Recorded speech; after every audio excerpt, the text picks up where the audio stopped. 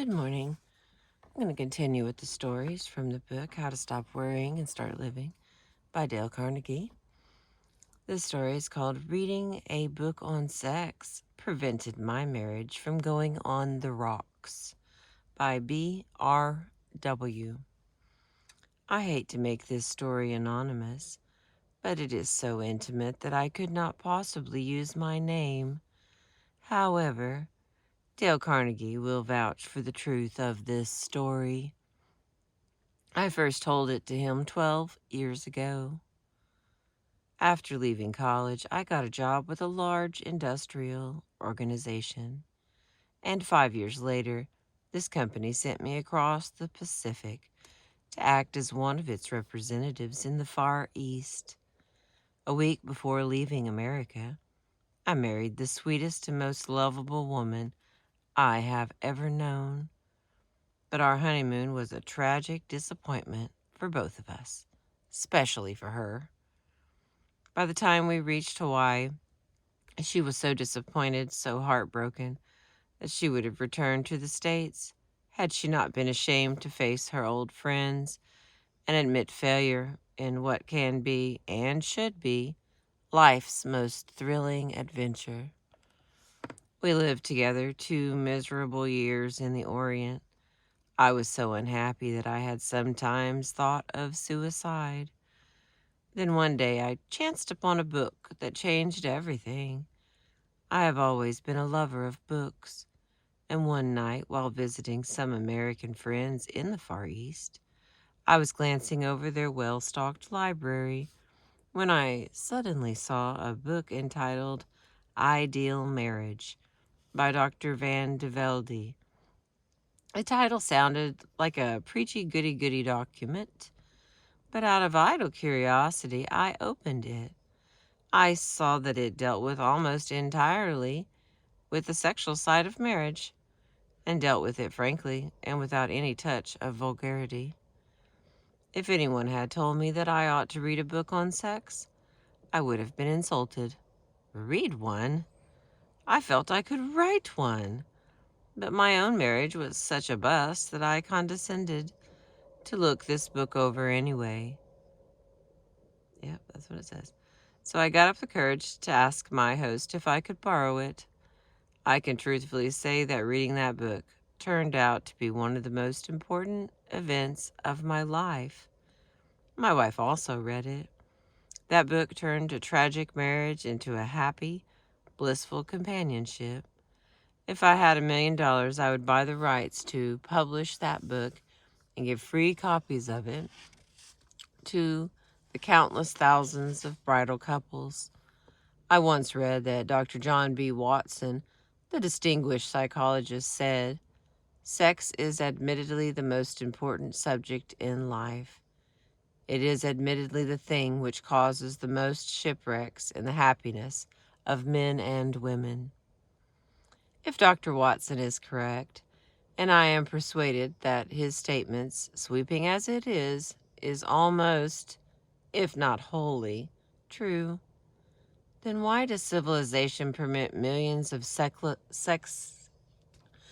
then why does civilization permit millions of sexual ignoramuses to marry each other and wreck all chances of marital happiness?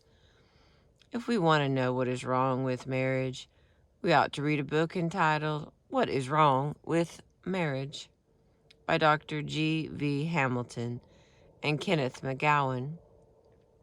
Dr. Hamilton spent 4 years investigating what is wrong with marriage before writing that book.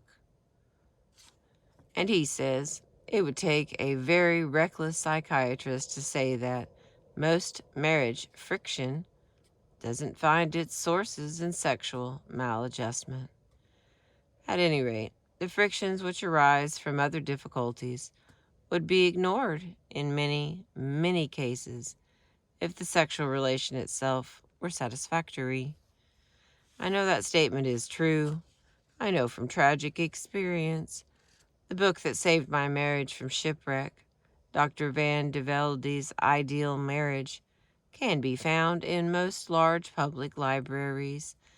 I hate to suggest that you purchase a copy, for the price is absurdly high, $7.50. Yet if you want to give a little gift to some bride and groom, don't give them a carving set. Give them a copy of Ideal Marriage. That book will do more to increase their happiness than all the carving sets in America.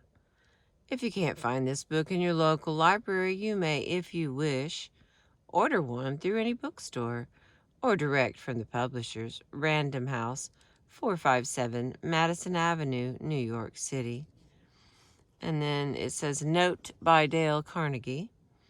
If spending $7.50 for Ideal Marriage will prove to be a bit of a strain on your budget, here is another book I can recommend. It's called A Marriage Manual by by Mrs. Hannah and Abraham Stone, published by Simon & Schuster, for the price of $2.50. For a free list of pamphlets and books on marriage, write Dr. Paul Popenoe, Director, American Institute of Family Relations, 5287 Sunset Boulevard, Los Angeles, 27, California. And that's the end of that one. Okay, let's see.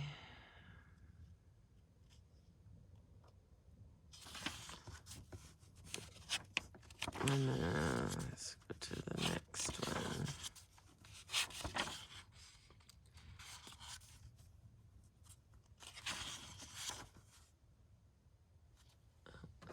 Losing my light again.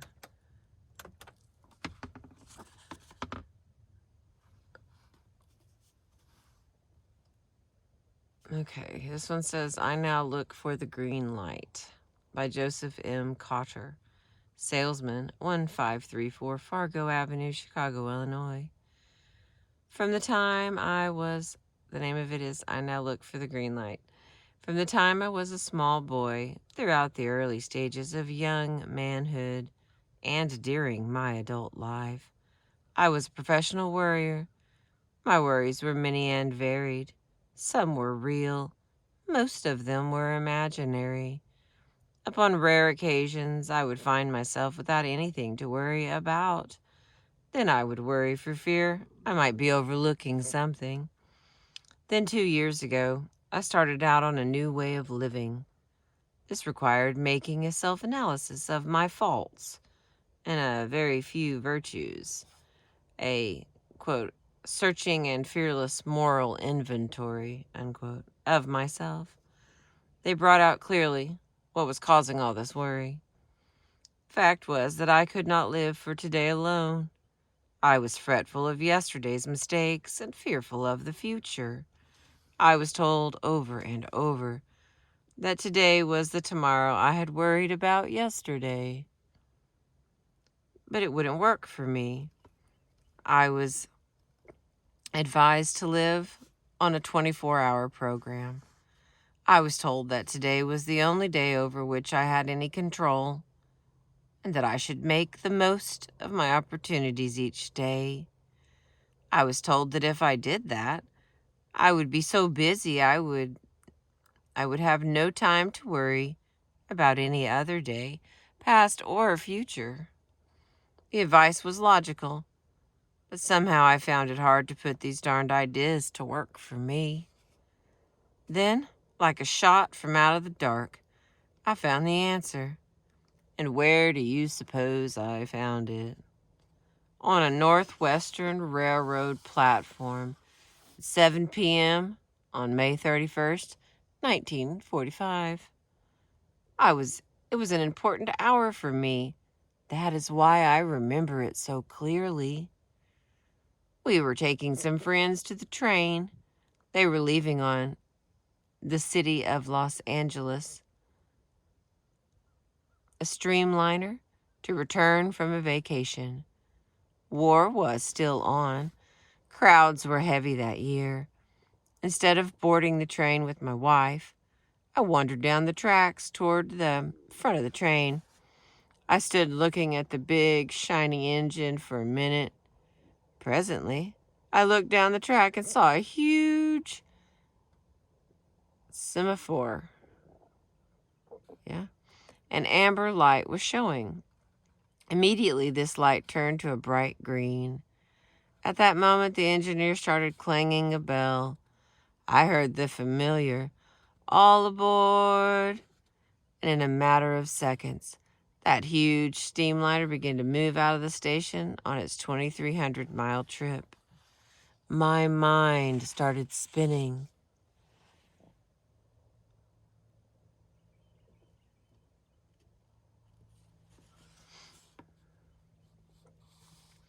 My mind started spinning. Something was trying to make sense to me.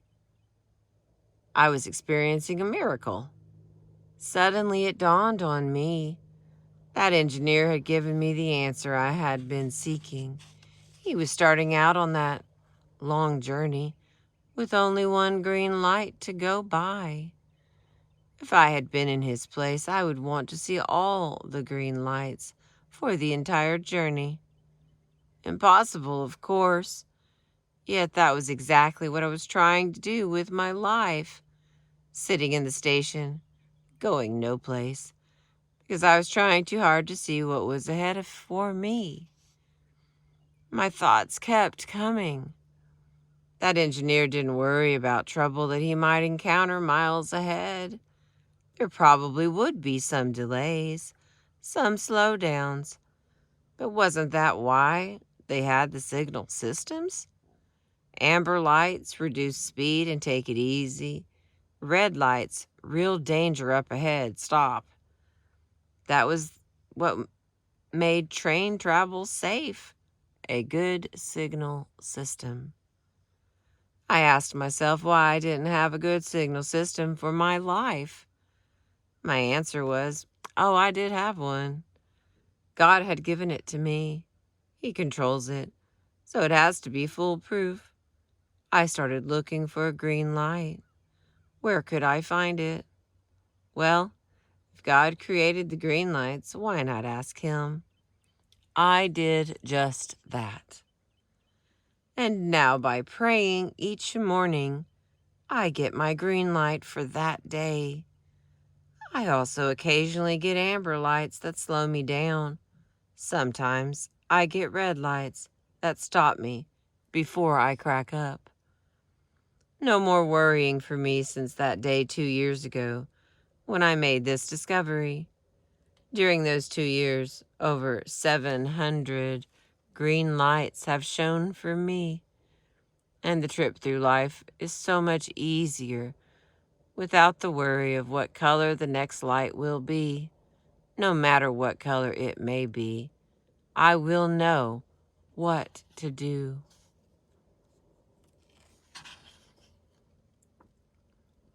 By Joseph M. Cotter. Thank you for listening this morning. I appreciate you.